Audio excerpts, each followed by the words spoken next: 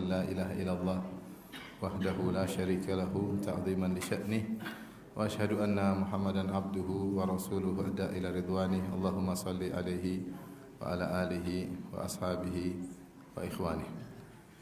Hadirin dan hadirat yang dirahmati oleh Allah Subhanahu wa taala.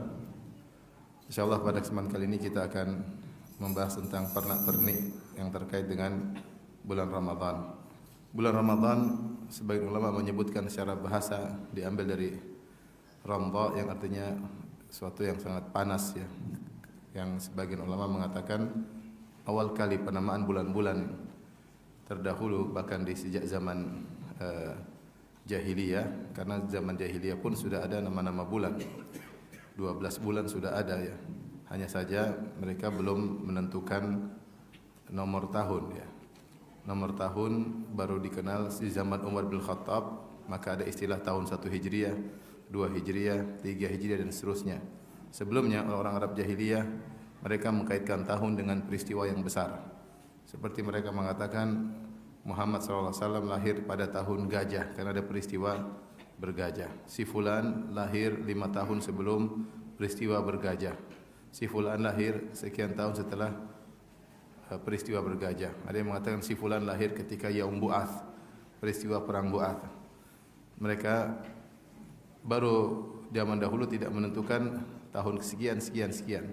Baru di zaman Islam, di zaman Umar bin Khattab baru ada penomoran tahun. Tahun pertama Hijriah, tahun kedua Hijriah dan seterusnya. Tapi nama-nama bulan sudah ada sejak dahulu ya. Sejak dahulu sejak zaman jahiliyah, dan Allah sebutkan dalam surat At-Taubah ya, di mana mereka mengotak-atik bulan-bulan haram, kadang mereka majukan, kadang mereka mundurkan. Intinya nama Ramadan sudah ada sejak dahulu dan diidentikan dengan makna panas ya. Ya, seperti ramdha yaitu tanah yang panas. Sehingga sebagian mengatakan Ramadan meskipun berubah-ubah setiap tahun, tapi awal pensyariatannya identik dengan panas yang fungsinya adalah mengingatkan kita. Fungsi Ramadan adalah untuk membakar dosa-dosa yang kita miliki,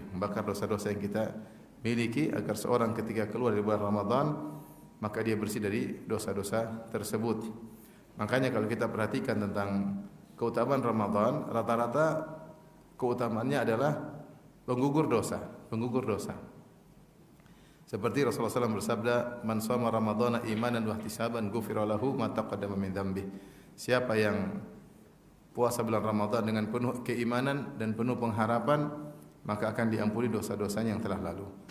Man qama Ramadan, siapa yang salat malam, yaitu salat tarawih di bulan Ramadan, imanan wa ihtisaban, karena beriman dan karena berharap pahala, ghufira lahu ma taqaddama min dzambi, akan diampuni dosa-dosa yang telah lalu. Man qama lailatul qadri, siapa yang menghidupkan malam Lailatul Qadar dengan penuh keimanan dan penuh pengharapan, ghufira lahu ma taqaddama min dzambi, akan diampuni dosa-dosa yang telah lalu. Rasulullah SAW bersabda, Ramadan ila Ramadan mukaffiratun ma bainahuma. Antara Ramadan yang satu dengan Ramadan yang berikutnya menghapuskan dosa-dosa di antara keduanya. Rasulullah SAW bersabda, raghima anf man adraka Ramadan fansalakha minhu falam yughfar lahu. Sungguh celaka seorang yang bertemu bulan Ramadan sebulan penuh, kemudian Ramadan pergi, dia belum diampuni oleh Allah Subhanahu wa taala. Bahkan puasa secara umum, kata Nabi sallallahu alaihi wasallam, fitnatur rajul fi ahlihi ya wa malihi ya wa jarihi yukaffiruha as-siyam was-sadaqah was-salat. Kata Nabi sallallahu alaihi wasallam, fitnah seseorang terkait dengan keluarganya, terkait dengan anaknya, hartanya, tetangganya, maka bisa digugurkan di antaranya dengan puasa, yaitu fitnah seorang terhadap anak istri, maksudnya dia terjerumus dalam kemaksiatan gara-gara mungkin terlalu sayang sama istri, terlalu sayang sama anak, sehingga dia terjerumus dalam kemaksiatan. Di antara hal yang bisa menggugurkan dosa-dosanya adalah apa? Puasa. Ternyata kalau kita lihat tidak disebutkan ya siapa yang puasa Ramadan dapat istana sekian. Saya belum dapat hadis seperti itu ya. Tapi rata-rata kalau kita baca tentang terkait dengan Ramadan atau tentang puasa secara umum, dijauhkan dari neraka ya. Siapa yang berpuasa sehari jalan Allah akan dijauhkan dari neraka sekian tahun ya perjalanan, atau diampuni dosa-dosa. Dan ini mengajarkan kepada kita tentang urgensinya istighfar. Urgensinya istighfar. Dan menyadarkan kepada kita bahwasanya kita ini penuh dengan dosa. Siapa di antara kita tidak berdosa setiap hari? Kita pasti berdosa. Entah dosa lisan, dosa mata, dosa telinga, ya, dosa hati, ya, suudzon, merendahkan orang, sombong, hasad, dengki, banyak sekali dosa-dosa kita. Dan itu kita lakoni setiap hari. Dosa-dosa tersebut. Sebagian dosa-dosa tersebut kita merasa berdosa sebagian. Dan banyak dari dosa-dosa tersebut kita tidak merasa berdosa sehingga kita tidak pernah istighfar. Saya sering contohkan sederhana, misalnya melihat wanita yang terbuka auratnya, kelihatan lehernya, kelihatan rambutnya, itu dosa dengan sepakat para ulama. Itu adalah apa? Dosa. Tetapi betapa sering kita nonton berita politik atau berita isu-isu yang lagi santer di medsos, dan isu-isu tersebut yang menyampaikan mungkin wanita yang cantik jelita yang mungkin terlihat rambutnya, bahkan terlihat mungkin kakinya, mungkin terlihat sebagian dadanya, dan kita tidak merasa berdosa, kita tidak menutup channel tersebut dengan berkata astagfirullah. Enggak ada sama sekali. Enggak ada sama sekali. Belum lagi kita mungkin ikut menyebarkan berita yang mengadu domba, berita hoaks, dan kita tidak merasa bersalah sama sekali, ya. Dan mungkin kita juga merendahkan orang, sering ketemu orang dengan merendahkan dalam hati, tentu tidak kelihatan, dan kita tidak merasa berdosa sama sekali. Dan betapa sering kita gibah, kita menyebut kesalahan orang dan kita tidak merasa bersalah sama sekali. Nah, kalau seorang tidak merasa bersalah, mana mungkin dia bisa istighfar? Istighfar itu baru berkualitas jika dia tahu dia sedang bersalah. Maksud saya ingin menyampaikan ini urgensinya kita puasa Ramadan dengan serius. Mengingat dosa-dosa kita sangat banyak. Kalau mau dibuka catatannya sangat banyak. Maka jangan pernah meremehkan bulan Ramadan, karena Rasulullah SAW benar-benar mengiming-iming dengan ampunan. Dan orang yang diampuni itulah orang yang bahagia. Dalam satu hadis, dzukira lin Nabi sallallahu alaihi wasallam anna fulanah matat wastarahat. Disebutkan kepada Nabi sallallahu alaihi wasallam ada seorang ibu-ibu, seorang wanita meninggal. Dikatakan, ya Rasulullah, ibu fulan sudah meninggal dan dia sudah istirahat. Faqadiba Nabi sallallahu alaihi wasallam, Nabi pun marah ketika dibilang ibu itu meninggal dan istirahat. Nabi mengingatkan, innama yastarihu man ghufira lahu. Yang istirahat itu yang diampuni. Yang diampuni oleh Allah. Kalau dia tidak diampuni, enggak ada namanya tempat peristirahatan terakhir, enggak ada. Enggak ada namanya rest in peace, enggak ada. Kalau udah enggak diampuni, silakan di neraka jahanam atau diadab dalam alam barzakh. Maka semua yang buat problem bagi kita dalam kehidupan ini di dunia, yang mengusik kebahagiaan kita, yang buat kita merasa sengsara, ini baru di dunia adalah kemaksiatan. Allah berfirman, "Wa man a'rada an dzikri fa inna lahu ma'isyatan dhanka." Siapa yang berpaling dari peringatanku, maka bagi dia kehidupan yang menyesakkan di dunia, di alam barzakh, apalagi di akhirat. Sebaliknya, siapa yang beriman kepada Allah, menjauhkan diri dari maksiat, maka dia akan meraih kebahagiaan. Man amila salihan min dzakarin aw untha wa huwa mu'min falanuhyiyannahu hayatan thayyibah wa lanajziyannahum ajrahum bi ahsani alladzi kanu ya'malun. Siapa yang beramal saleh, laki-laki maupun perempuan, kemudian dia beriman, maka kami akan berikan dia kebahagiaan, hidup yang bahagia di dunia sebelum di akhirat. Di dunia sudah bahagia, dan kami akan berikan balasan terbaik baginya di akhirat kelak. Ini renungan bagi kita semua, ikhwan dan akhwat. Betapa sering saya katakan tadi, kita terjerumus dalam maksiat. Mungkin dosa besar, dosa kecil kita kadang-kadang juga lupa. Kita anggap dosa besar, ternyata dosa kecil, ternyata dosa besar. Ya. Seperti perkataan Ibnu Mas'ud radhiyallahu anhu atau Anas bin Malik, dia berkata, "Innakum la ta'maluna a'malan hiya adaqqu fi a'yunikum minasy-sya'r wa kunna na'udduha ala ahdi Rasulillah sallallahu alaihi wasallam minal mubiqat." Sungguh kalian melakukan amalan-amalan dosa yang menurut kalian, di pandangan kalian lebih ringan daripada rambut. Ringan, tipis. Adapun di zaman kami dahulu, di zaman Nabi sallallahu alaihi wasallam, kami memandangnya merupakan dosa-dosa besar yang membinasakan. Maka di antara persiapan hati kita untuk menyambut Ramadan adalah mengharap diampuni oleh Allah. Itu yang paling penting. Agar kita bisa diampuni, ada persyaratan yang Rasulullah SAW pasang, yaitu imanan wa tisaban. Imanan itu beriman bahwasanya ini adalah syariat dari Allah Subhanahu wa taala karena kasih sayang Allah kepada kita. Wahtisaban dengan berharap. Berharap. Jadi kita bukan menjalankan puasa sekedar rutinitas, orang-orang puasa ikut puasa. Rutinitas tahunan karena ini adalah kegiatan tahunan ikut.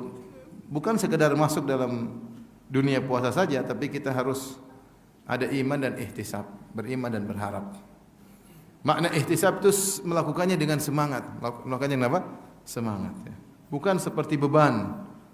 Ya, bukan seperti beban yang kita benci dengan ibadah tersebut. Tapi kita melakukannya dengan apa? Dengan semangat. Ya. Maka berdoa kepada Allah agar kita bisa menegakkan bulan Ramadan imanan wa ihtisaban, beriman dan penuh pengharapan. Baik, berikutnya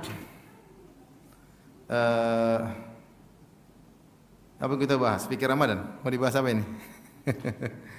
Fikir Ramadan ya. Untuk masuk bulan Ramadan tentunya kita tahu harus melihat hilal ya. Secara umum untuk menentukan bulan Ramadan atau bulan berikutnya maka ada dua cara. Pertama dengan melihat hilal hari yang baru pada bulan berikutnya terlihat atau dengan menyempurnakan bilangan bulan sebelumnya.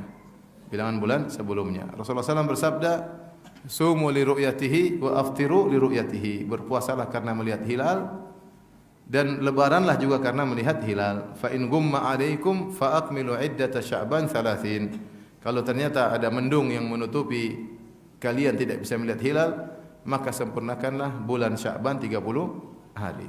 Ini sederhana. Jadi dua metode, terlihat hilal atau yang kedua apa? Menyempurnakan bilangan bulan berapa hari? 30 hari. Cuma dua metode yang diajarkan oleh Nabi sallallahu alaihi wasallam. Baik, maka nanti besok tanggal 29 Sya'ban 10 Maret ya 2024 maka akan di mana-mana di penjuru bumi ini akan berusaha melihat apa? Melihat hilal ya. Akan melihat hilal. Jika hilal terlihat maka besoknya berpuasa, jika tidak maka tidak puasa. Menurut pakar hisab pada tahun ini ya, mereka mengatakan berdasarkan informasi yang masuk kepada saya, mudah-mudahan tidak salah, tapi seandainya kita taruhlah, kita bicara secara fikih saja ya. Hisab perlu atau tidak? Hisab perlu. Dia adalah ilmu yang bermanfaat untuk membantu kita untuk mengetahui mungkin atau tidak hilal bisa terlihat. Jika seorang kemudian melakukan hisab dan dia tahu ternyata besok tanggal 10 Maret ketika matahari tenggelam di bawah cakrawala, ternyata hilal di atas cakrawala misalnya 2 derajat ke bawah, 2 derajat ke bawah. Mungkin 1 derajat, mungkin 2 derajat. Kalau hilal ketika matahari terbenam besok di atas cakrawala 2 derajat, maka tidak mungkin terlihat. Tidak mungkin terlihat. Kenapa tidak mungkin terlihat?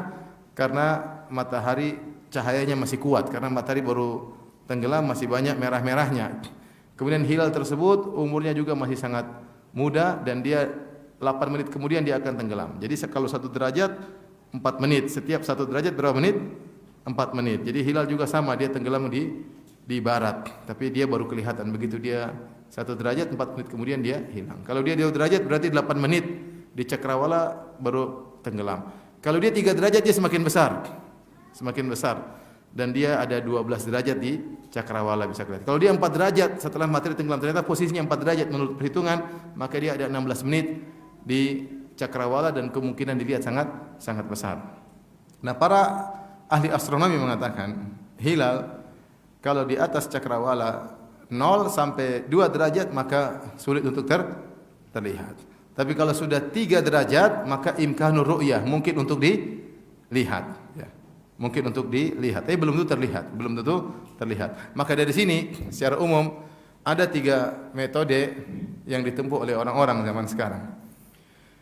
Metode pertama adalah disebut dengan metode wujudul hilal. Jika hilal sudah ada menurut hitungan hisab, terlihat enggak terlihat mereka enggak peduli, berarti besok sudah puasa. Ya. Mereka mengatakan yang penting hilal sudah wujud menurut astronomi. Dari mana kau tahu? Karena kita sudah hitung bahwasanya hilal sudah ada meskipun cuma 1 derajat. Kelihatan nggak kelihatan, kita nggak urusan, tapi kita punya hitung-hitungan. Kapan sudah secara hitungan? Dia 1 derajat sudah ada, berarti dia sudah wujud, dia sudah berwujud. Nah, ini namanya metode wujudul hilal. Maka mereka puasa besok meskipun hilal 0,5 derajat, meskipun hilal 1 derajat, meskipun hilal 2 derajat, mereka nggak peduli. Paham? Metode kedua namanya metode imkanur ru'yah. Imkanur ru'yah itu mereka juga pakai hisab, tapi mereka kasih batasan. Kalau hilal 3 derajat ke atas atau kurang lebih 2, sekian, intinya lebih dari 2 derajat atau 3 derajat ke atas, maka kita puasa besok meskipun tidak terlihat. Kenapa? Karena pada ukuran 3 derajat itulah atau 2, sekian hilal baru mungkin terlihat. Sementara hadis-hadis Nabi mengatakan berpuasalah karena melihat apa? Hilal. Pokoknya mungkin 2,5, 2,7 atau 3 derajat ke atas, besok kita puasa meskipun mendung, meskipun hilal tidak terlihat. Ini metode kedua juga diikuti oleh sebagian orang. Mereka mengambil jalan tengah. Metode yang ketiga, metode 4 mazhab, metode jumhur ulama, bahkan yang mengatakan ijma'. Mereka mengatakan tidak peduli hilal mau 3 derajat mau 4 derajat, harus lihat dulu. Kalau kelihatan puasa, kalau tidak kelihatan maka tidak puasa. Dan ini yang ditempuh oleh pemerintah kita dan juga ditempuh misalnya pemerintah Arab Saudi ya. Mereka menggunakan metode ru'yatul hilal, yaitu hilal terlihat baru puasa. Kalau tidak terlihat maka sempurnakan bulan Sya'ban 30 hari. Dari sini kita tahu maka timbul khilaf selalu jika ternyata secara hisab hilal itu di bawah 2 derajat. Pasti terjadi perselisihan. Seperti contohnya tahun ini. Tahun ini saya dengar-dengar hilal mungkin cuma 0 sekian derajat. 1 derajat atau kurang atau lebih, pokoknya kecil. Maka menurut pendapat pertama, besoknya puasa atau tidak? Menurut pendapat pertama yang mengatakan yang penting hilal sudah wujud, puasa atau tidak? Puasa. Makanya nanti tanggal 11 hari Senin sudah ada yang puasa. Kenapa? Karena menurut hitung-hitungan mereka hilal sudah wujud. Paham? Adapun menurut pendapat kedua yang juga ru'yah hisab juga, yang mereka punya namanya metode imkanu ru'yah, mungkin terlihat. Mereka puasa atau tidak? Tidak. Kenapa? Karena mereka baru mau puasa kalau hilal 3 derajat ke atas. Paham? Adapun metode yang ketiga, metode pemerintah kita juga metode mayoritas ulama 4 mazhab, tidak mungkin puasa hari Senin. Karena hilal kalau 1 derajat tidak mungkin terlihat. Sementara yang menjadi patokan bukan adanya hilal tapi terlihatnya hilal. Mana di antara 3 metode yang paling lebih tepat? Wallahu alam yang lebih tepat metode yang ketiga. Bahwasanya puasa itu dengan terlihatnya hilal. Ada yang mengatakan, Ustaz, tapi secara sains ini hilal sudah ada. Kita bilang iya benar. Tetapi hilal secara sains atau hilal astronomi bukan hilal syar'i. Hilal syar'i punya kriteria khusus. Hilal syar'i punya kriteria khusus. Apa kriteria hilal syar'i? Kriteria hilal syar'i harus terlihat. Meskipun ada, tapi kalau tidak terlihat, tidak dianggap oleh syariat. Paham? Contoh sederhana terkait dengan hal ini, misalnya adalah gerhana, solat gerhana. Rasulullah mengatakan, solatlah gerhana kalau kalian melihat apa? Gerhana. Jika terjadi gerhana, tapi terjadi hujan besar, gerhana tidak dilihat, maka tidak disyariatkan solat gerhana. Paham? Meskipun secara hitung-hitungan gerhana ada, tetapi ketika tidak kita lihat dengan mata kepala kita, maka tidak perlu solat apa? Gerhana, karena tanda-tanda alam tersebut tidak terjadi, tidak terlihat. Paham? Ini contoh lagi. Contoh lagi, misalnya dalam hal menuduh orang berzina. Dalam syariat, jika ada orang menuduh orang lain berzina, syaratnya harus terpenuhi. Ada si A, B, C.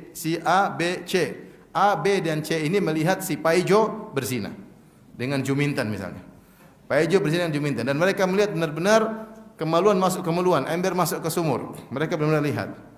Terus mereka lapor ke pemerintah, misalnya ke penguasa muslim, pemerintah Islam. Kami bertiga melihat si Paijo berzina dengan Juminten dan kami benar-benar melihat. Benar semua melihat? Iya. Mana saksi yang keempat? Enggak, kami cuma bertiga A, B, C. Mana yang D? Waduh, enggak ada. Yang lihat cuma kami bertiga. Kebetulan kami bertiga lagi jalan-jalan. Tiga-tiganya dicambuk. Kenapa? Meskipun secara sains, secara kenyataan terjadi perzinahan, tapi persaksian baru bisa diterima kalau ada 4 orang. Jadi syariat punya barometer tersendiri. Paham? Saya tanya sama antum, perzinahan terjadi enggak? Terjadi. Tapi persaksian diterima enggak? Enggak. Kenapa? Tidak memenuhi persyaratan. Harus 4 orang. Ini sederhana. Paham? Berarti persaksiannya ada kriterianya. Yang contoh ketiga, contohnya misalnya si Pak Ijo nikah dengan Juminten, paham? Pak Ijo mungkin dengan Juminten. Nikah yang sah. Ternyata di tengah perjalanan mereka sudah punya anak 1, 2, 3. Ternyata Juminten berzina dengan Pak Imin. Juminten berzina dengan apa? Pak Imin. Akhirnya Juminten hamil. Paham? Mungkin Pak Ijo tahu, Pak Ijo diam-diam aja, dia enggak peduli. Dia maafin lah. Kemudian akhirnya lahir. Dari Juminten lahirlah seorang anak. Datanglah Pak Imin, bilang itu anak saya. Itu anak saya. Mana buktinya? Coba liatin, mukanya sama dengan saya. Ternyata dilihat mukanya sama. Tes DNA, DNA juga DNA Pak Imin. Nah, apakah dikatakan anak ini dinisbahkan kepada Pak Imin atau kepada Pak Ijo? Jawabannya menurut syariat dinisbahkan kepada bapak syar'inya, bukan kepada bapak biologisnya. Paham? Meskipun secara kenyataan ini adalah hasil hubungan gelap antara Juminten dengan Pak Imin. Buktinya mukanya sama dengan Pak Imin, DNA-nya juga DNA Pak Imin. Tetapi karena ini bapak biologis tidak sah, tidak dianggap, maka anaknya misalnya namanya Agus tetap Agus bin Paijo. Faham? Dan ini pernah terjadi di zaman Nabi SAW. Ketika Sa'ad bin Abi Waqqas punya kakak atau punya saudara namanya Utbah bin Abi Waqqas, kafir. Dia kemudian meninggal dalam kondisi kafir. Dia berzina dengan seorang wanita, punya anak. Itu wanita itu miliknya Zam'ah. Kemudian punya anak, akhirnya ributlah antara Sa'ad bin Abi Waqqas dengan Abad bin Zam'ah. Kata Abad, ini adik kami. Kata Sa'ad bin Waqqas, enggak, ini ponakanku karena ini perempuan pernah berhubungan dengan saudaraku Utbah. Dan Utbah sudah berwasiat kepadaku, tengok ponakanmu. Akhirnya rebut-rebutan mereka lapor kepada Nabi SAW. Maka dilihatlah anak tersebut. Miripnya dengan siapa? Utbah. Tapi Utbah zina. Rasulullah bilang, al-waladu lil firash walil akhiri hajar. Maka anak ini disandarkan kepada bapak yang syar'i, kepada Zam'ah. Adapun Utbah hanya dapat batu, tidak dapat apa-apa. Karena ini hasil hubungan yang tidak benar. Ini maksud saya, dalam syariat ada kriteria yang harus dipenuhi. Paham? Nah, demikian juga hilal secara astronomi sudah muncul nanti. Karena secara hitung-hitung mungkin 0 derajat sudah ada, berarti 1 derajat sudah ada. Tetapi hilal yang dianggap oleh syariat adalah hilal astronomi yang memenuhi kriteria. Apa kriterianya? Bisa terlihat. Kalau tidak terlihat meskipun dia sudah ada, tidak dianggap. Dan ini pendapat 4 madhab. Makanya bahkan Rasulullah dalam satu hadis mengatakan, fa in hala bainakum wa bainahu sahab. Kalau ada yang menghalangi antara kalian dengan hilal, ada awan, fa akmilu iddata Sya'ban 30, maka sempurnakanlah bulan Sya'ban 30 hari.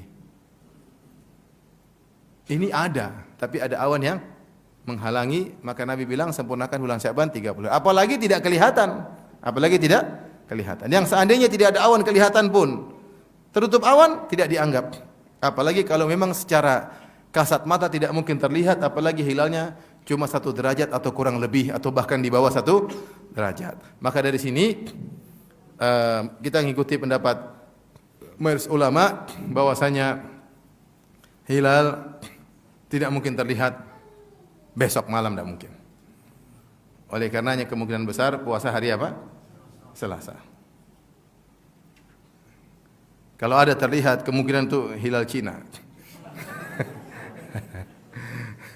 Ini sekedar fikih aja. Sehingga kita tahu ada khilaf, ya wajar ada khilaf karena memang ada metode menentukan hilal syar'i berbeda-beda. Apa fungsinya hisab? Fungsinya hisab juga misalnya menurut hisab hilal 1,5 derajat tahun 2027 misalnya. Hilal akan terlihat pada tanggal 29 Sya'ban 1,5 derajat. Tapi pemerintah mengatakan, lihat dulu siapa tahu ada yang lihat. Ternyata dari 30 pengamat hilal tidak ada yang lihat, atau ada satu lihat. Dia bilang saya lihat. Kau lihat di mana? Di sana. Benar kau lihat, iya. Tim-tim yang lain tidak ada yang lihat. Ketika itu pemerintah berhak untuk menolak saksinya misalnya. Enggak mungkin. Karena menurut perhitungan di sini harusnya 1,5 derajat. Kalau 1,5 derajat enggak mungkin kelihatan. Dan sebagian orang yang mengaku melihat hilal ditolak persaksiannya. Di antara yang bisa mendukung untuk menolak persaksian adalah dengan hitungan apa? Hisab. Jangan-jangan bukan lihat, kau lihat ada rambut putihmu di sini. kecantol di mata, kau kira apa? Hilal. Coba dipinggirin, enggak ada. Bisa jadi ya. Seperti ada dikisahkan demi ada orang bilang semua enggak dilihat hilal, dia lihat. Ternyata ada rambut putihnya yang jatuh di sini di dekat matanya, dia kira itu apa? Hilal. Ternyata rambut putih. Intinya tidak usah bertengkar ya. Lakukan apa yang dia diyakini. Saya hanya menyampaikan secara fikih, maka tidaklah kita berpuasa kecuali melihat apa? Hilal, kecuali melihat hilal. Tapi apa yang kita lakukan jika sudah ada pengumuman hilal? Kalau sudah ada pengumuman hilal, maka pastikanlah sejak matahari terbenam sudah masuk waktu-waktu mulia. Detik-detik yang akan kita lewati berbeda dengan detik-detik di hari-hari yang lain. Karena bulan Ramadan, siapa yang beramal saleh di bulan tersebut, pahala dilipat gandakan baik secara kuantitas maupun kualitas ya. Maka jangan disepelekan setiap detik-detik yang kita lewati pada hari-hari di bulan Ramadan ya. Maka semuanya bermanfaat. Oleh karenanya kita mulai serius untuk beribadah kepada Allah Subhanahu wa taala. Kurangi aktivitas yang tidak bermanfaat ya, kurangi medsos untuk bisa fokus beribadah kepada Allah Subhanahu wa taala. Apa yang kita lakukan pada malam itu kita tarawih ya. Tarawih, kemudian kita siap untuk bersahur. Tapi kita akan bahas tentang pertama setelah kita tahu ada hilal datang atau hilal kelihatan, maka berbicara tentang niat. Niat bagaimana? Niat kata Nabi SAW, "Man lam yujmi'in niyat qabla al-fajr fala siyama lahu." Siapa yang tidak memantapkan niatnya sebelum terbit fajar, maka tidak ada puasa baginya. Maka sebelum azan subuh dikumandangkan harus ada dalam hati kita terbetik, saya besok mau puasa. Saya besok mau puasa. Kalau tidak terbetik, saya masih ragu-ragu. Besok puasa enggak? Wallahu alam, masih ragu-ragu. 50-50. Belum ada. Berapa? 70%. Tapi itu namanya belum. Kepingin, tapi masih 70%. Tahu-tahu ketiduran, bangun jam 7, mau puasa enggak sah. Kenapa? Sebelum dia tidur, dia belum mantapkan apa? Niatnya. Ini kalau niat puasa wajib. Jadi puasa wajib itu harus mantap niatnya sebelum terbit fajar. Puasa wajib apa saja? Puasa Ramadan, puasa nazar, puasa qadha, puasa kafarah. Ini 4 puasa wajib. Puasa Ramadan, puasa qadha Ramadan, puasa apa? Nazar, kemudian puasa apa? Kafarah. Ini puasa wajib. Adapun selain puasa wajib, yaitu puasa sunnah, maka boleh diniatkan meskipun di pagi hari. Ini tidak banyak dalilnya. Dalam hadis Rasulullah SAW bertanya kepada istrinya, "Hal indakum ta'am? Adakah sarapan pagi?" Kata istrinya, "Tidak ada wahai Rasulullah." Kata Rasulullah SAW, "Idzan fa ana shaim." Kalau gitu saya puasa. Kalau gitu saya puasa. Berarti Rasulullah baru niat ketika pagi hari. Artinya Rasulullah mau makan. Kalau istrinya bilang ada, Rasulullah makan atau tidak? Makan. Berarti dia ingin makan. Tapi ketika istrinya bilang tidak ada, dia bilang kalau gitu saya puasa. Berarti kalau untuk puasa sunnah boleh berniat meskipun di siang hari. Dan ini diikuti oleh banyak sahabat. Imam Al-Bukhari menyebutkan beberapa sahabat, kalau tidak salah 6 sahabat yang meniru tradisi Nabi SAW. Kalau mereka bertanya kepada istri mereka, ada makan atau tidak? Istri mereka bilang tidak ada. Kata mereka, kalau gitu saya puasa. Luar biasa bagaimana ketaatan para sahabat kepada Nabi SAW, bagaimana kesabaran mereka dalam menjalani kehidupan. Terkadang mereka tidak punya sarapan pagi. Beda dengan kita ya. Ada makanan, Umi, apa? Lontong sayur, nasi uduk, atau apa? Banyak pilihan. Dahulu tidak ada pilihan, tidak ada. Rasulullah bertanya, ada makanan enggak? Kata istrinya enggak ada. Kata Nabi, kalau gitu saya puasa. Ini juga diikuti banyak sahabat. Seandainya semua suami seperti ini, luar biasa ya. Mami ada makanan enggak? Enggak ada. Kalau gitu papi puasa. Masya Allah. Luar biasa. Suami soleh. Besok lagi, Mami ada makanan enggak? Enggak ada. Kalau gitu papi puasa. Besok lagi, Mami ada makanan? Enggak ada. Mami ngapain aja? 3 hari berturut-turut, Mami ngapain aja Mami? Tidur melulu, HP melulu. Jadi seorang boleh berniat puasa, kalau puasa sunnah boleh di pagi hari. Tetapi argo pahalanya baru berjalan kalau dia sudah berniat. Misalnya dia baru berniat jam 10 pagi. Padahal dia sudah enggak makan sejak pagi. Syaratnya harus tidak boleh makan sejak sahur. Sejak apa? Sejak salat subuh, sejak adzan subuh enggak boleh makan dan minum. Ternyata dia baru punya ide puasa ketika jam 10 pagi. Maka ketika jam 10 pagi baru argo pahala berjalan, paham? Karena innamal a'malu binniyat. Amalan tergantung niatnya. Lain halnya dengan puasa Ramadan. Maka puasa wajib itu niatnya harus sebelum terbit fajar. Siapa yang baru niat besok atau ragu-ragu ketika tidur, maka puasanya tidak sah kata Nabi sallallahu alaihi wasallam. Taib, terkait dengan niat, para ulama membahas tentang bolehkah seorang berniat sebulan penuh langsung biar dia enggak repot-repot tiap malam niat. Maka kita katakan yang lebih hati-hati adalah seorang berniat setiap malam, dan itu mudah. Pokoknya malam ini sudah beli siap-siap pasang wekar, itu dia sudah niat puasa, dan insya Allah kita rata-rata niatnya terbawa terus. Kenapa lebih hati-hati kita berniat setiap malam? Karena puasa itu dia adalah ibadah tersendiri per hari, Dia bukan satu keterkaitan, sehingga sebaiknya tiap malam kita punya niat. Tapi saya rasa rata-rata kita setiap malam punya apa? Niat. Sebagian ulama memandang diperbolehkan kita niat sebulan penuh, dan ini juga ada sisi pendalilannya. Kata mereka, karena Ramadan Allah melihatnya sebagai gelondongan, satu kesatuan, sebagaimana juga bulan Dzulhijjah. Dalam Sahih Al-Bukhari kata Nabi sallallahu alaihi wasallam, "Syahrani syahra idin la yanqusan." Ramadan wa Dzulhijjah, kata Nabi sallallahu alaihi wasallam, 2 bulan yang ada salat Idnya tidak akan berkurang nilainya. Apakah dia 29 hari atau 30 hari sama saja nilainya. Maksudnya, dua bulan yang tidak akan berkurang. Jangan dianggap kalau bulan 30 hari berarti lebih sempurna daripada bulan 29 hari. Maka Nabi bantah, kata Nabi, 2 bulan ini tidak ada bedanya, tidak berkurang nilainya apakah 29 hari atau 30 hari. Bahkan Nabi SAW kebanyakan puasanya 29 hari. Nabi SAW kebanyakan puasanya 29 hari. Yaitu syahrul idin la yanqusan. 2 bulan yang ada salat Idnya tidak akan berkurang nilainya 29 30 hari, yaitu bulan Ramadan karena ada salat Idul Fitri di ujungnya, dan ada bulan Dzulhijjah karena ada salat Idul Adha.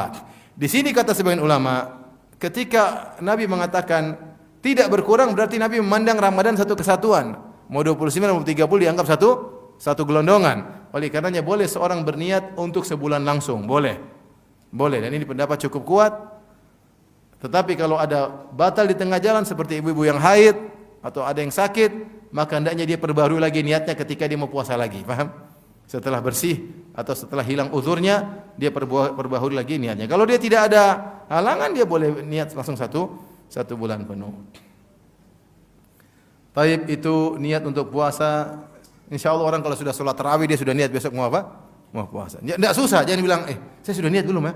Saya sudah niat belum. Sudah setelah tarawih, sudah beli nasi goreng untuk dipanasin besok, sudah jelas. Sudah pasang jam weker, mak bangunin ya, sudah jelas namanya mau puasa. Karena tidak perlu kemudian untuk mengatakan nawaitu shauma ghadin an ada'i fardhi syahri ramadhan hadhihi sanata lillahi ta'ala, karena tidak pernah dicontohkan oleh Nabi sallallahu alaihi wasallam. Sebagian ulama yang mengatakan ini dianjurkan, maksud mereka adalah untuk mengkokohkan apa yang di hati. Kalau ada yang ragu-ragu mungkin. Kalau kita enggak ragu, enggak perlu gitu-gitu. Karena puasa yang terbaik adalah puasanya Nabi sallallahu alaihi wasallam, dan salat yang terbaik salatnya Nabi sallallahu alaihi wasallam dan juga para sahabatnya. Dan Nabi dan para sahabat tidak pernah melafalkan niat mereka dalam salat maupun dalam puasa, dalam wudu maupun dalam ibadah-ibadah yang lainnya. Oleh karenanya kita tidak perlu untuk mengatakan nawaitu dan seterusnya, kecuali ada orang yang ragu-ragu, saya ragu kena was-was. Was-was ya sudah, kau bilang saya mau puasa supaya hilang was-wasmu. Tapi kalau tidak ada was-was, biasa aja ya.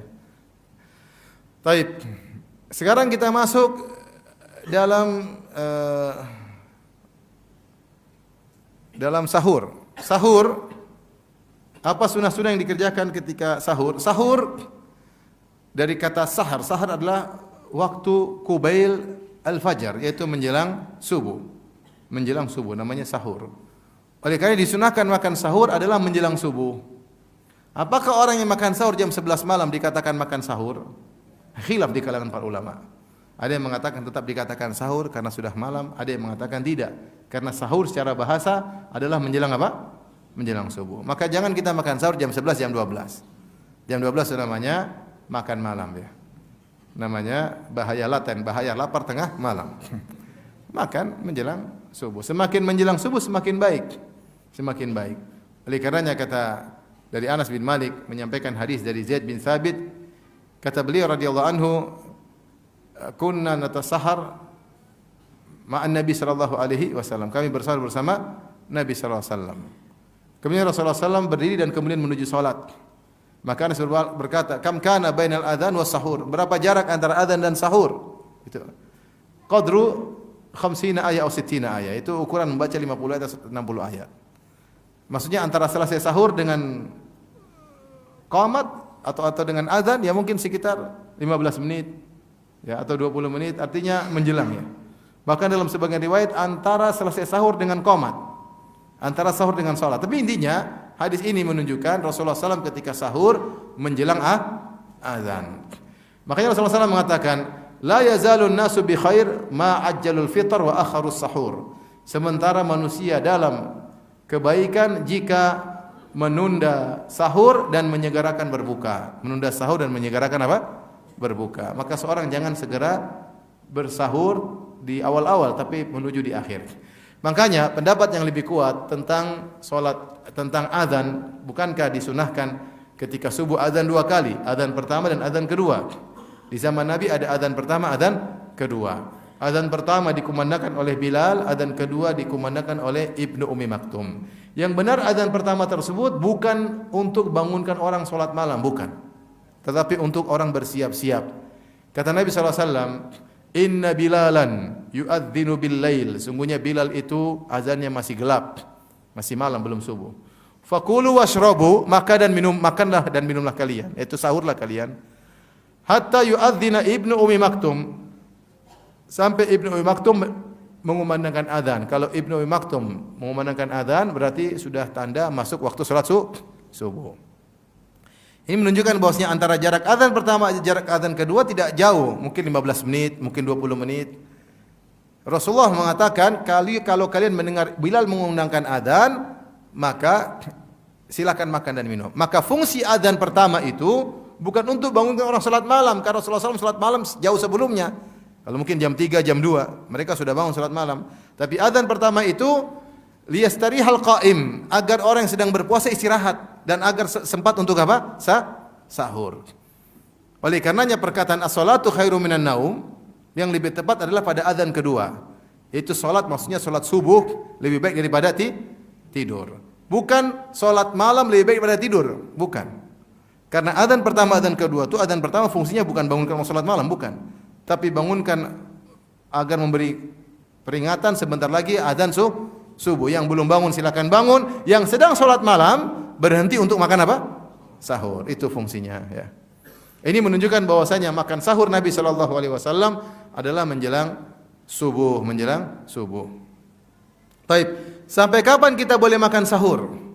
Kita boleh makan sahur sampai waktu azan subuh. Jika sekarang di Indonesia azan subuh Jakarta jam 4 lewat 40 menit atau 41 menit. Taruhlah jam 4 lewat 40 menit taruhlah. Maka kita boleh makan sahur sampai kapan? Boleh makan, boleh minum sampai jam 4 lewat 59 59 detik. Jam 4 39 menit 59 detik. Pas teng 60 harus berhenti, enggak boleh. Siapa yang lanjut makan batal. Siapa yang lanjut makan batal karena Allah kasih limit. Kata Allah Subhanahu wa taala, "Fal ana bashiruhunna wabtagu ma kataballahu lakum." Maka sekarang di malam hari silakan kalian berhubungan dengan istri-istri kalian. Makanlah dan minumlah sampai terbit fajar, itu sampai azan subuh. Hatta yatabayyana lakumul khaytul abyadu minal khaytil aswadi minal fajar. Sampai terlihat benang putih dari benang hitam, maksudnya sampai terbit fajar. Tsumma atimus siyama ila lail, kemudian lanjutkan puasa sampai malam hari. Maka di malam hari kita boleh makan, boleh minum dan juga boleh berhubungan dengan istri sampai jam 4 lewat 39 menit lewat 59 detik. Kalau sudah jam 4 lewat 40 masih berhubungan, masih makan, masih minum, batal. Ini pendapat ijma' ulama. Tapi Rasulullah, ya Ustaz, bukankah ada hadis Rasulullah SAW bersabda, "Idza sami'a ahadukumun nida wal ina'u fi yadihi, fala yadh'uhu hatta yaqdi hajatahu." Jika salah seorang dari kalian mendengar azan sementara gelas sudah di tangannya, kata Nabi, jangan dia sudah gini, Allahu Akbar. Siapa azan cepat sekali? Kata Nabi, jangan dia letakkan sampai dia selesaikan hajatnya, maka boleh minum dulu. Bismillah. Boleh. Ada hadis seperti itu. Maka khilaflah para ulama tentang hadis ini. Kenapa? Karena zahir hadis ini bertentangan dengan ayat yang sangat tegas, makan dan minum sampai terbit apa? Fajar. Hadis ini mengatakan terbit fajar minum lagi. Ini khilaf dengan para ulama membawakan hadis ini. Maka banyak dari ulama yang mentakwil, kata mereka maksudnya bagi orang yang ragu sudah azan atau belum. Dengar azan sayup-sayup, selama dia masih ragu dia boleh apa? Minum, karena hukum asal masih gelap. Ada yang mengatakan itu maksudnya mendengar azan pertama, bukan azan kedua. Kenapa? Karena ayat jelas. Maka pendapat yang benar, pendapat mayoritas ulama, kalau sudah azan subuh maka harus berhenti, tidak boleh lanjut makan dan minum. Ya. Kalau sudah azan Allahu Akbar, sebagian orang santai aja, tenang aja. Sambal-sambalnya mie, keluarin mie. Kerupuknya. Ya, tenang aja. Masya Allah. Tambah lagi ya. Ini enggak boleh. Ini tidak sah seperti ini. Kenapa? Sudah azan enggak boleh. Dulu ada kejadian nyata di suatu pondok. Kemudian masjid sudah azan, Allahu Akbar. Dia ustadznya masih makan. Muridnya bilang, "Ustaz azan." Jangan dulu. Udah azan. Ini gimana? Allah tidak mengatakan azan subuh nunggu kamu gelegean dulu, enggak. Azan subuh kalau terbit sudah terbit ya azan subuh. Cuma masalahnya ada masalah berikutnya yang kadang kita memberi keringanan. Karena waktu azan subuh khilaf di kalangan ahli astronomi. Kapan mulainya? Sebagian ulama ahli astronomi mengatakan seperti tanah air kita, waktu subuh dianggap sudah masuk waktu subuh jika matahari minus 20 derajat di bawah cakrawala. Matahari kan mulai terbit. Dia dari minus 20, minus 19, minus 18, minus 15 sampai 0. Setelah 0 kemudian 1 derajat. Nah, kan subuh itu bukan terbit matahari, bukan kan? Tapi matahari masih di bawah, tapi terbit fajar. Nah, kapan dianggap telah terbit fajar shadiq? Ini khilaf di kalangan para ahli astronomi. Menurut pemerintah kita, mereka mengambil pendapat minus 20 derajat. Menurut setahu saya, saudara-saudara kita dari Muhammadiyah, mereka mengatakan belum, harus minus 18. Dan ini saya alami di Jogja. Saya kalau ke Jogja sebulan sekali, kita azan dulu, nanti 8 menit kemudian ada azan. Kayaknya teman-teman kita dari sana. Karena mereka menganggap minus 20 belum terbit fajar. Belum ada. Kata mereka minus 18 dan 1 derajat 4 menit, paham? Jadi menurut mereka kita ini yang sekarang ini adanya kecepatan 8 menit. 8 menit lumayan satu piring. Jadi kita kecepatan 8 menit. Sehingga mereka azannya nanti 8 menit kemudian. Ini minus 18. Dan Arab Saudi juga menjalankan minus 18 kalau tidak salah. Ummul Qura minus 18. Adapun misalnya di Singapura atau Malaysia mereka pasang minus 19,5. Jadi kita kecepatan 2 menit menurut mereka. Paham? Dan ini sempat terjadi khilaf hebat di Arab Saudi juga. Karena mengatakan azan kecepatan, ribut juga di antara mereka. Sampai akhirnya pemerintah di sana ketika itu membuat qomat 30 menit atau 15 menit. Pokoknya kalau sudah qomat jelas sudah masuk waktu subuh. Azannya, makanya ketika azan subuh sebagian orang Saudi tidak mau sholat dulu, mereka tunggu dulu. Mereka menganggap azannya kecepatan. Ini intinya masalah apa? Masalah khilaf. Jadi kalau azan mungkin minum masih oke lah. Menurut pendapat yang mengatakan minus 18. Yang mengatakan minus 20 batal. Kalau sudah azan jangan coba-coba. Dan saya tidak bisa merajihkan mana yang lebih kuat karena saya bukan ahli astronomi. Yang pendapat mana yang lebih kuat mau tidak mau kita harus turun gunung, pergi ke pantai lihat sendiri. Cari tempat yang benar-benar sepi, tidak ada cahaya sama sekali, kemudian duduk nongkrong, lihat mana yang lebih kuat, minus 18, minus 20 dan seterusnya. Jadi untuk hati-hati, ibu-ibu kalau sudah azan menurut jadwal yang ada, jangan makan minum lagi, paham?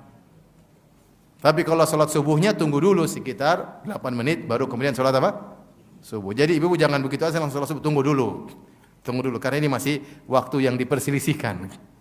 Tapi berhenti berusaha tidak makan dan minum lagi. Ada sebagian orang, saya di Masjid Nabawi sambil ngobrol, dia sambil tunggu azan. Allahu Akbar, Allahu Akbar. Kamu berhenti dulu sih, kamu ngapain tunggu azan baru minum? Jangan, ya sudah kamu sudah berhenti. Jadi pegang gini terus. Tunggu nanti muazzinnya. Udah. Dia itu udah masuk jangan-jangan ya. Apalagi sudah ada toleransi 8 menit karena Saudi minus 18 dianggap baru masuk apa? Subuh. Ini sekedar wacana pengetahuan dan ada yang minus 16. Minus 16 baru azan subuh. Ini lebih enak lagi. Karena berarti kalau minus 16 berarti kita ini kecepatan 16 menit karena 4 derajat. Satu derajat 4 menit. Berarti kita ini kecepatan 16 menit. Menurut mereka azan subuh itu kalau kita 4.40 berarti tambah 16 menit berarti jam 4 lewat 56. Waduh, keren. Itu makan lagi. Dari sini kita tahu pernyataan masyarakat imsak itu bukan larangan untuk makan dan minum, tapi untuk hati-hati saja. Karena imsak dipasang lagi 10 menit lagi sebelumnya. Ya kan, kalau kita azan subuh 4 lewat 40 menit, imsak 4 lewat 30 menit. Sebagian orang udah imsak nggak boleh makan lagi, padahal ada 10 menit. 10 menit itu lumayan. Satu piring kerupuk, goreng telur masih bisa. Jadi imsak kalau imsak, itu hati-hati. Itu hati-hati, sebentar lagi kita akan azan subuh. Baik, yang perlu saya ingatkan bahwasanya waktu sahur adalah waktu yang mulia. Maka jangan disia-siakan. Sebagian orang bangun jam 3, dia sibuk urusan makan saja sampai azan subuh. Dari jam 3 sampai azan subuh berapa jam? 1 jam 40 menit. Ya, ente makan cuma 15 menit. Istri yang masuk, istri masak setengah jam, masak 15 menit. Kalau enggak cuma panas-panasin makan. Maka selama 1 jam 40 menit itu jangan sibuk ngobrol sana kemari telepon. Zikirlah, baca Quran kayak apa kayak berdoa kayak ini waktu yang mulia. Ini diantara pemborosan waktu. Buang-buang waktu adalah buang-buang waktu yang paling mulia, sepertiga malam terakhir dibuang-buang tidak ada manfaatnya.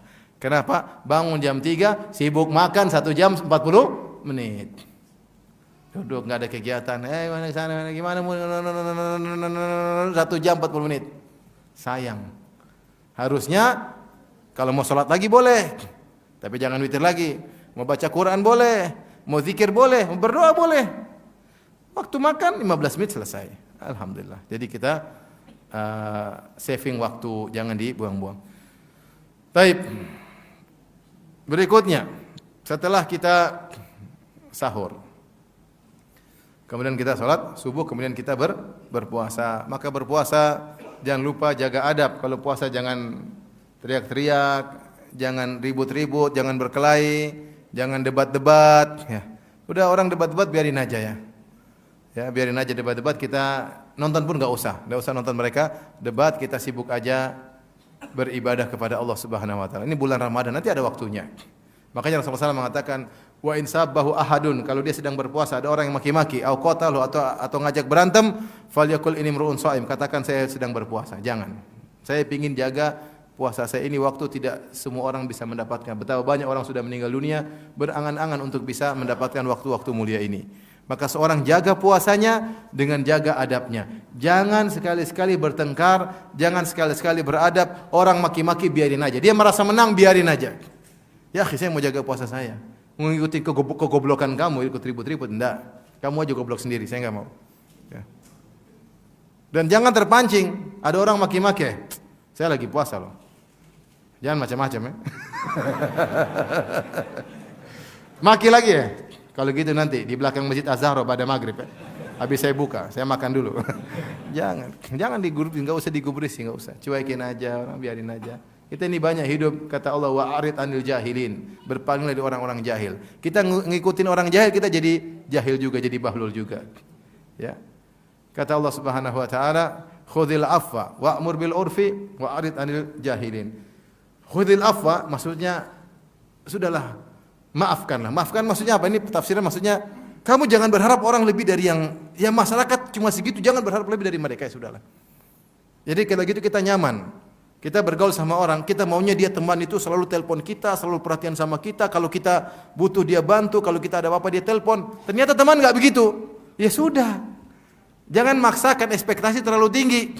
Begitulah manusia zaman sekarang. Khudhil afwa, kata Allah, ya udah. Ambil yang mereka mudah lakukan. Yang enggak mereka mau lakukan jangan dipaksa. Dengan begitu hidup kita nyaman. Kita bertetangga, maunya tetangga kita tiap minggu kirim kue, ternyata nggak pernah kirim. Kita udah kirim, dia juga nggak pernah kirim balik. Ya sudah, ya udah begitu tetangga zaman sekarang. Nggak usah ngomel-ngomel. Udah, khudil afwa, maafin orang-orang. Orang seperti itu, ya, orang seperti itu. Dan seterusnya terhadap istri, terhadap suami. Kalau begitu kita nyaman. Lalu kita harus berharap harus sesuai ekspektasi kita, pusing sendiri. Nah kalau ada orang bikin ganggu kita, cuekin aja. Jangan digubrisi. Wa idza marru bil lagwi marru kirama. Kalau melewati pekerjaan sia-sia mereka lewati aja. Elegan, tidak ikut nimbrung, tidak ikut komentar, udah biarin aja lah. Begitulah zaman. Di zaman ini banyak orang yang seperti itu. Maka jangan digubrisin. Nah, jaga puasa kita. Nah, puasa itu bukan maksudnya mau tidur melulu, enggak. Bukan berarti libur melulu, enggak. Aktivitas tetap ada. Kerja tetap mencari nafkah, tetap berpahala, ya. Tapi ada waktunya kita kurangi, ya. Jangan malah Ramadan malah kerjaan semakin apa? Banyak. Jangan, kita kurangi. Kalau bisa konsan apa, kalau bisa kurangi lebih baik. Agar kita punya waktu untuk baca Quran, agar kita punya waktu untuk zikir pagi petang, agar kita punya waktu untuk baca tadabbur Quran, agar kita punya waktu untuk baca terjemah Al-Quran. Taib. Fikih puasa panjang lebar kita lanjut sampai pada masalah buka puasa. Nah, sunnah-sunnah yang terkait pada buka puasa adalah seorang bersahur dan berbuka sesuai dengan tempat di mana dia berada. Yang jadi patokan tempat di mana dia berada. Bukan kepada tempat yang lain. Maksudnya begini, misalnya saya berangkat dari tanah air, mau umroh, saya pergi ke Madinah. Tapi ke Madinah maka semakin apa? Semakin terang. Saya puasa sahur di Jakarta, naik pesawat sampai ke Madinah, mendarat jam 2. Jam 2 Indonesia sudah buka. Ya enggak? Tapi saya buka ikut jam Indonesia atau jam setempat? Jam setempat. Gimana kau buka? Matahari masih kelihatan, paham? Ustaz kalau begini menyiksa, yang suruh kau puasa juga siapa? Kau musafir boleh batal. Tapi jangan kau buka, kau merasa tidak batal, itu yang bahaya. Kau berbuka dan kau merasa tidak batal, tidak diqadha, ini repot. Dan ini banyak kejadian jemaah umrah, tanya di pesawat, tanya kiainya gimana? Oh, ini udah Indonesia sudah buka, udah buka aja, wah subhanallah. Saya ada teman berdebat. Ketika di pesawat terus ada seorang ya mungkin kiai mereka, terus kayaknya suruh buka. Kata teman, Pak Kiai, enggak kita. Oh iya enggak usah. Enggak jadi. Kalau enggak kuat enggak usah puasa. Kalau kuat ya nanti bukanya ikut jam apa? Saudi. Paham? Bukan ikut jam tanah air kita. Baik, ini peristiwa pertama. Peristiwa kedua, misalnya juga kita naik pesawat terus mendarat di Jakarta. Saya pernah mengalami. Naik pesawat mau mendarat masih di atas udara. Tiba-tiba kemudian pilot mengatakan telah saatnya berbuka untuk daerah Jakarta dan sekitarnya. Selamat kepada para penumpang, selamat berbuka puasa. Subhanallah, orang langsung makan. Saya buka jendela, matahari depan saya. Ikut mana? Ya kita ikut yang kita lihat. Kita lihat matahari masih terbit. Maka tidak boleh. Itu yang dikasih pengumuman tadi adalah di darat ya. Paham? Maka yang kita ikuti di mana kita berada. Makanya kalau antum mau pingin cepat buka, ambil basement yang paling bawah. Gelap. Nah, tapi intinya yang kita ikuti adalah di mana posisi apa? Kita. Baik, ini kejadian terkait sahur. Ini kejadian saya ditanya. Saya waktu itu lagi ditelepon langsung lagi akhir Ramadan. Ada kawan-kawan mereka umrah di akhir Ramadan. Kalau dulu waktu itu Saudi 29 hari, Indonesia 30 hari. Atau 29 tapi intinya Indonesia belum lebaran. Dan Indonesia besok masih puasa. Mereka telepon, Ustaz, kita sudah lebaran di Mekah ini Ustaz. Ini sudah takbiran. Sudah lebaran. Tapi besok Indonesia puasa. Kita puasa atau tidak Ustaz besok? Waduh. Saya bilang jawabannya tergantung ketika terbit fajar kau sedang di mana. Kalau ternyata terbit fajar kau masih daerah Khalij, masih daerah Teluk, berarti kau tidak perlu puasa karena mereka sudah lebaran. Tapi kalau ternyata terbit fajar kau sudah di Indonesia atau di Asia Tenggara, berarti kau puasa. Akhirnya mereka hitung, kita sekitar jam segini, oh masih di Qatar, masih di mana? Berarti tidak puasa. Jadi begitu jawabannya, tergantung posisi kita di mana. Ya, tapi kalau kebetulan ternyata terbit fajar kita sudah di Asia, ya berarti kita ikut mereka. Jadi yang menentukan fajar atau terbenam adalah posisi di mana kita berada. Baik, kapan kita buka puasa? Buka puasa ketika matahari terbenam. Matahari terbenam maksudnya seluruh bulatannya hilang. Seluruh bulatannya apa? Hilang. Ya. Oleh karenanya kalau kita sedang berada di tepi pantai bersama keluarga misalnya, bersama istri berdua, dan kita lihat matahari di depan, tiba-tiba matahari mulai tenggelam, ketika hilang, maka langsung berbuka meskipun belum ada yang azan di dunia ini. Karena di depan mata kita enggak dengar azan sama sekali. Ternyata matahari sudah hilang. Buka puasa atau tidak? Bukan, enggak usah ragu-ragu. Enggak usah bilang, "Mas, jangan dulu, Mas. Siapa tahu mataharinya balik." Kalau mataharinya balik, berarti hari kiamat bilang. Baik. Sunnahnya kita menyegerakan berbuka. Satu hari Rasulullah SAW berjalan dengan para sahabat. Wa gharabatis syams, tiba-tiba matahari terbenam. Rasulullah mengatakan, "Ya Bilal, inzil fajdah lana." Wahai Bilal, turun bikin siapkan makanan. Orang berkata, "Ya Rasulullah, inna alaika naharan." Ya Rasulullah, masih terang, masih siang. Kata Rasulullah, "Buka puasa." Kata sahabat, "Ya Rasulullah, masih terang." Kata Rasulullah, "Buka puasa." Sampai sebagian sahabat mengatakan, seandainya ada orang yang berdiri naik di atas onta, masih kelihatan matahari. Saking baru tenggelam. Oleh karenanya sunnahnya begitu tenggelam langsung berbuka. Rasulullah mengatakan senantiasa manusia dalam kebaikan jika segera berbuka. Maka sunnah yang diadakan di tanah air kita, takjil itu bagus. Takjil itu artinya menyegerakan apa? Berbuka. Jadi begitu muadzin bilang Allahu Akbar, langsung berbuka. Ada tunggu azannya selesai. Wah, jangan tunggu selesai, langsung bismillah. Karena dia tidak azan kecuali matahari sudah terbenam. Nah, di antara sunnah berbuka, sebelum berbuka kita berdoa kepada Allah Subhanahu wa taala. Ini sunnah juga yang ditinggalkan oleh kaum muslimin. Kalau waktu buka sudah bicara makanan ngalor ngidul, di antara mereka yang ada ngabuburit. Ngabuburit kadang-kadang ya hanya buang-buang waktu. Kadang-kadang bermanfaat, mungkin acara bermanfaat, jalan sore sambil berzikir, oke lah. Ini kadang-kadang nonton balap mobil lah, balap motor lah, nonton layangan lah, enggak ada zikir, enggak ada apa. Sayang, ya, ini waktu terbuang hanya untuk nonton apa? Layangan. Udah antum bikin aja televisi putar layangan situ antum zikir sama Allah Subhanahu wa taala. Jadi ini waktu yang penting. Maka lihatlah di Mekah dan Madinah kalau sebelum terbenam matahari, sebelum orang semua berdoa baca Quran sampai azan. Mereka manfaatkan waktu. Kita enggak, kita ngobrol, gimana? Udah antum kalau ada makanan antum taruh gorengan, kue, lapis legit, ente pagarin.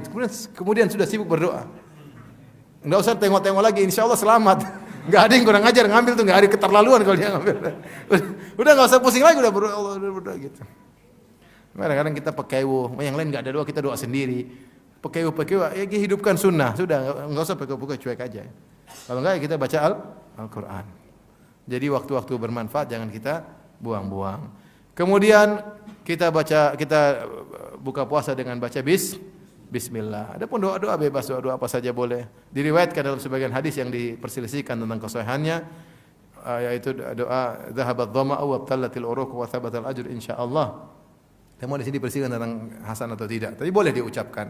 Yang maknanya telah hilang dahaga, ya. Telah basah kerongkongan dan telah tetap pahala insyaallah taala. Kalau ada yang baca Allahumma laka sumtu wa bika amantu, hadisnya dhaif tapi boleh. Maknanya benar, enggak ada masalah. Maknanya benar, atau bilang bismillah atau baca doa yang lain seperti diriwayatkan dari sebagian sahabat boleh. Intinya berdoa sebelum apa? Sebelum buka puasa. Maka buka puasa dianjurkan dengan rutop. Buka dengan rutop lebih dahulu. Kalau enggak ada rutop maka korma. Kalau enggak ada korma maka dengan meneguk air putih, ya. Setelah itu kita siap-siap untuk salat maghrib, ya. Baik. Sampai sini aja ya. Tanya jawab, mesti banyak pertanyaan. Kita buka tanya jawab aja ya. Insyaallah taala. Yang mau tanya langsung juga boleh.